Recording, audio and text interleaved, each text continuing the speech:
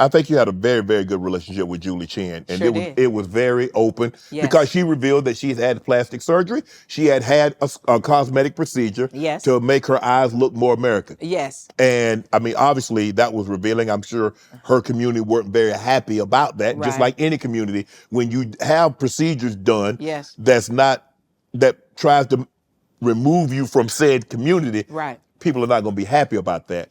So what brought about that? Why was that? Obviously, that was something that you guys had talked about. When I first got to the talk, remember it's my first consistent TV show job, Correct. and it was daytime Yes. TV. Julie and I had a connection, a chemistry.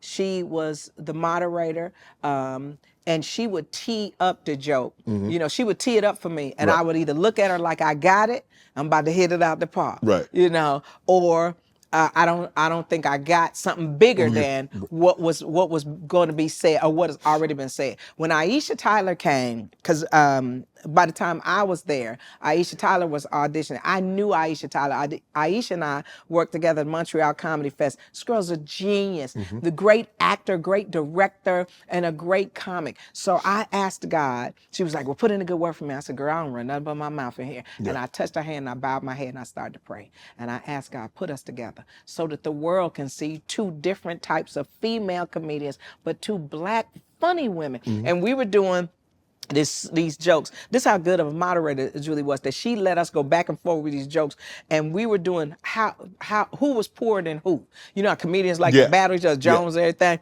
So Aisha said that she was so poor that they didn't have shoes for their feet. I said, bitch, we were so poor, we didn't even have feet. We just walked on bloody stubs, bones and blood, Right. just squirting out everywhere. So everybody was laughing so hard because they had never seen that kind of organic chemistry. And I will say this, sitting beside every woman and man that's been on that show taught me something to the good.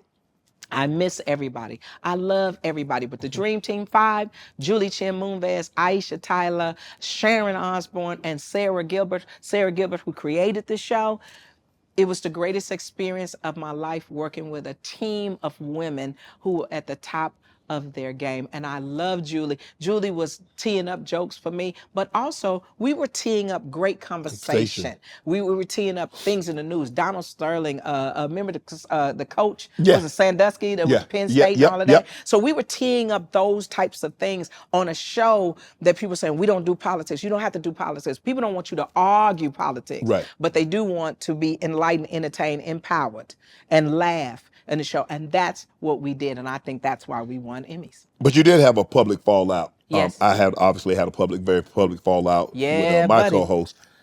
In that moment, was it what she said or was it who said it? I will say my start of it, I remember talking to Pierce Morgan, and I remember talking to them and trying to get them to understand the community's feelings about Meghan Markle. Her mother, Meghan Markle's mother, lived in Windsor Hills. Now this may be a joke, but live in Windsor Hills, and now she's in Windsor Palace with Harry. They obviously love each other. They done had a black wedding, a black pastor, a black choir. You know, Charles over there looking, you know, Camilla need to get her face together because they in love with each other. If the queen like it, then everybody love it, right? But you can't speak against Meghan and disregard what she's feeling as a black woman, isolated, stressed, pregnant, having a baby or whatever. We were not going to take that lightly. So you might want to back off of this. And I think that's where it stemmed from. And I tried to say it off the air. And I said it a couple of times to Pierce on the air, you know, to get off of her. Right. You know what I'm saying? So we love her, you know, and she's got her happily ever after. She's married to Prince Harry. Get off of her. And I think there was I don't know, what would you say it was? What would you say for what you saw? I think the thing is that when you like, if I tell you something off air, don't try to bring it back, because I think in a situation like this, she thought you were going to take a different approach publicly as opposed you took privately. Well, here's the thing. I will say this. in production. Yes. Just like you have your questions on your card. Yes. Right? If you're producing a show, everybody's talking about what's going to be said and what the response will be. Correct. Right? So if you're talking about what's going to be said and what the response will be, and then if it does turn into if it takes an off ramp, I call it an off ramp. So you could be talking about something that you already talked about, but then it takes an off ramp. It's not like you didn't know what was going to be said. Potential that it happen, yeah. Right. Or you didn't know it was going to be said. Right. I think, and for people to say, do you talk to Sharon? Do you still care about? You don't sit next to somebody for 10 years and don't have a feeling for her and her family, you know. But I will tell you, from what some people saw, I equate this to O.J. Simpson. Two different communities see two different things. Right?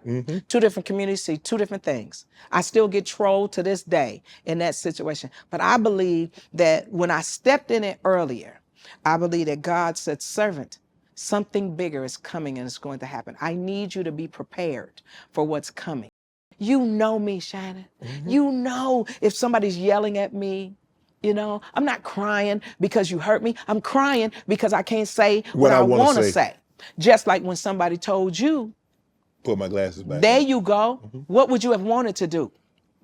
Old Shannon. I wouldn't have had this show. I wouldn't be on ESPN. I wouldn't have anything. Because God was preparing you. Yes. You will face this obstacle somewhere else. And that's why you see me sit there. And when I hear when she's yelling, what do you want to do? What are you going to do? And I turn to the camera and go, we're going to go to break. We'll be right back. That let the world know she's ready to be here. But also, I represent every black woman in the world. We cannot be seen as the angry black woman because now you messing up somebody else's job somewhere else, right? But I was prepared for that. I didn't do anything wrong. Matter of fact, I'm trying to articulate this in a different way. In a way that you would understand. Right. What would you say to people who think that? But if an explosion occurs, what would have been the best thing to do? Come back and hug it out after commercial. Am I right? Yes. That would have been daytime gold, wouldn't it? Okay. See, it takes two to have an altercation. Right. Right?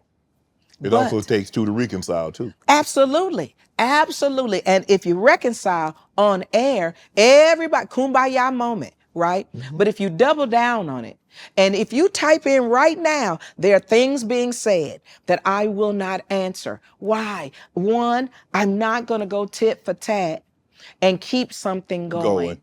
I'm going to go on to the greatness that God is opening doors for all of us. Right. If you don't look inside yourself and get better, right? But me sitting up there arguing with my colleague who I care for. And then after that, she makes a special. And after that, she continues to say things, recently say things. Come on, Sheryl. Yeah. What you gonna keep doing? Because it's like a man. Look, my grandma used to say, boy, stirring up old poop, it still stink. That's it. So that was my thing. It wasn't what he said. Yes. It was who said it. That's right. I've been sitting across from this man for 6 years. I thought, look, are we best friends? No. Yeah. But I thought we had the type of relationship that was respectful. There you go. And you would give me a certain level of respect as I've always given you. That's right. That's all I ask. I don't ask anything more. I'm not saying you have to be my best friend. That's right. We don't have to hang out. We ain't got to go to dinner. You ain't coming to my house. I'm not going to yours. That's right. But at least we can be cordial. We can be respectful of one another. Sometimes you find out who you thought was your friend is really your coworker. Yes. Am I right? Yeah, absolutely. And then you find out, because we all gonna step in it again. Yeah. This is where talk show is. Yeah. You probably said stuff, I say stuff Yes. that the community is mad about. Right. But on those days where the community, we rode hard for you. Yeah. We was on, I wish I would. Right. Wish. Yes. You know what I'm saying? They absolutely. And you held it together. And so did I. Type it. They was on it. Nothing. But I would afford somebody grace and forgiveness, just like I would want grace and forgiveness to be afforded to me. And I feel like the only thing is the trolling, the people who, you know, these thumb thugs, these people on the internet, anonymous, and you this, you that. I done been all kind of, I done been all kind of you this, you that. You don't even know me. You don't know nothing about me, but if that's what you want to do, you want to do. But I'm not giving you none. I'm not. You want me to give you some? Cut me a check. I'll sit right across from it, and I'll give you what you want. This will be Morton Downey Jr. meets Jerry Springer. We gonna yell and act crazy, and then you and old boy gonna come on, and y'all gonna do the next half hour, and we gonna make a fortune. That's a partnership right there. Exactly. That's Let it. me ask you this. We want to get out here on this because I wanted to get to your upbringing. You had a very rough upbringing. How did that upbringing shape the Sheryl that's sitting across from me right now? Survival. Survival. Um, you know, when you know, sexual molestation, sexual violence at a young age. Was it a family friend? Was it a family member? Was it someone that you was close? You know, there's always people going in and through neighborhoods, Yeah. in and through households and everything. It does sexualize you. And I wish people would understand that, males and females, it sexualizes you. If you read the Bible, you know, read Song of Solomon, the body was made for procreation, and that goodness of that, the body understands that. But if you're not old enough and mature enough to handle it, it changes you. Well, first thing I thought, being molested, you know, the first thing I thought was, I'm going to protect my sister. So it was no longer about me. It was about my sister. So I became violent. You want to bring some, you're going to get some. You know, so I became a violent person, but I never mechanized that. But I was always on protection mode, you know. When I was raped, the first thing I thought was, you need to survive this. You need to survive. I was on my way to reserve duty. I was stationed out at O'Hare Field early in the morning, and I thought to myself, you need to survive. So much so that I was telling my rapist, don't take my ID. That is a government ID. Do you want some Fed charges, right? So I'm thinking, survive, so he doesn't kill you, right? And I rarely talk about this, but my whole life is about survival. I will survive. You know, what's that song? Oh, no, not I. I will survive. I'm Gloria going to Gaynor. survive. That's right. I'm going to survive this and every other obstacle put in my path. I'm going to survive. There's something God needs me to do here, and I'm going to stay here to do it and be open to his will, even if I don't understand it. So that's my whole life. And I wanted to, people say, well, why is your act so sexual? Because I wanted my sexuality back from those who took it. I'm going to be what I feel I can be. I'm a hell of a kisser. Hell of a kisser. Listen to me. But if I had let this overtake me and I collapsed, I would never be able to express attraction for a man that I love. Let me ask you this. You had a twin. I don't know if people know this. You had a twin sister. She didn't make it. You kept her birth certificate. I don't know if you still have it. The little feet, Yes. the little feet under, yeah. You kept that. And I read that your mom lied to you about what really happened to your sister. Absolutely. Who you been talking to in my family? I need to talk to these motherfuckers in my family. When you found out that what was being said to you wasn't true, how did that make you feel about your mom?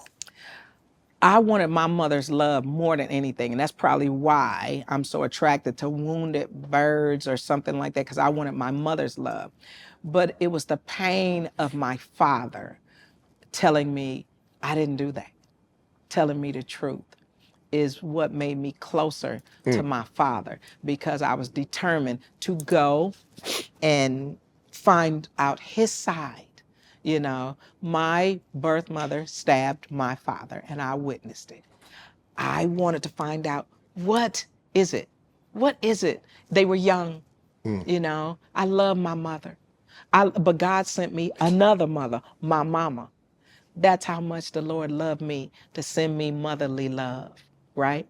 But it was my father that was going through pain as a young man, that nobody understood what he was doing until he died. I really didn't know how old my father was, because at that time period, you know, black men carried themselves much, much older, right? Right. And when I saw the tombstone, I said, your dates are wrong.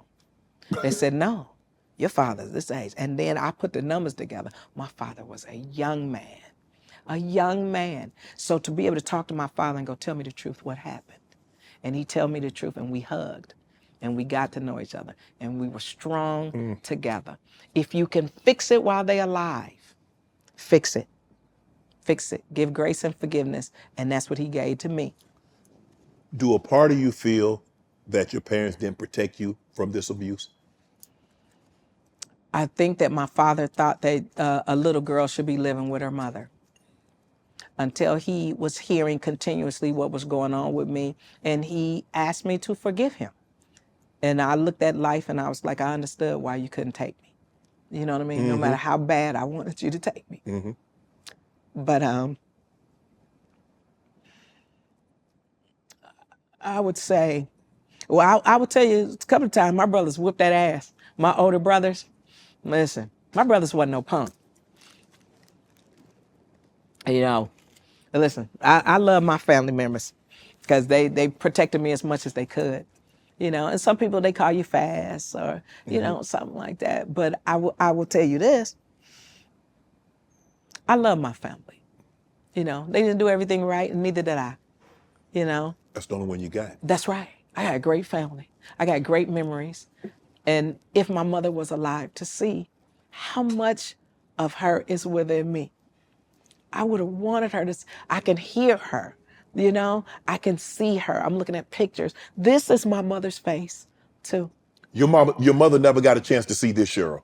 No, she died before it could happen. She saw the work up to it, but to having a strange relationship with your mother, that's your origin. So you're searching for that love. So any man getting with me understands what I'm searching for, you know, but my father always had my back. Right. Always. And would tell me, you can do it. Your brain was, girl. that's right, made by the same brain that made Bill Gates or all these other famous billionaires. God made your brain and their brain. So I have a great life. I don't want nobody to feel pity or sadness for me, but I do want them to understand who I am and why I am the way I am. Want to join Club Shay Shay? Become an official member by hitting that subscribe button, where you never know who's going to be joining us for drinks and conversation. Don't be late to the party, because you know we like to do something before two something.